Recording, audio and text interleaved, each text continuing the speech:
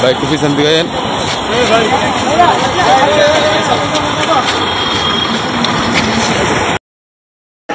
ধরে নিয়ে আসছে। আমরা কিন্তু ছিনতাইকারীকে কখনো আপনার ছিনতাইকারীকে বিরু ডলার নিচ্ছি এবং ছিনতাইকারীর বিরুদ্ধে ব্যবস্থা নিচ্ছি। আমরা গোপনে আমরা এগুজ করে ছিনতাইকারী ধরার চেষ্টা করছি, সেভাবে ধরছি। এখন কাছাকাছি ভাই এই জন্য আমরা বুঝতে হবে, মানুষ অনেক চাকরি হারিয়েছে, তারা যখন প্রলোভন দেখানো হয় তারা ছিনতাইকারী লোকের একটি গ্রুপ বেরিয়ে আছে এটা অস্তিত্ব করার জন্য।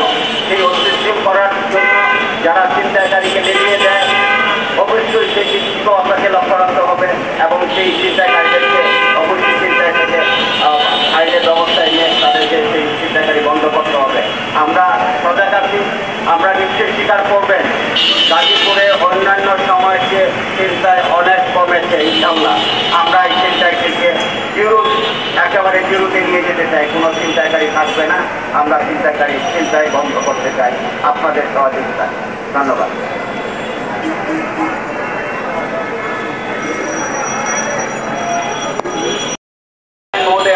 এখানে আমার এখানে গাজীপুর মেট্রোপলিটন পুলিশের কনফারেন্স রুমে সিটি কর্পোরেশন লোক যখন আসছে তখন উনি কথা দিয়ে গিয়েছে প্রতি ঘন্টায় উনি ময়লা সরিয়ে দিবে।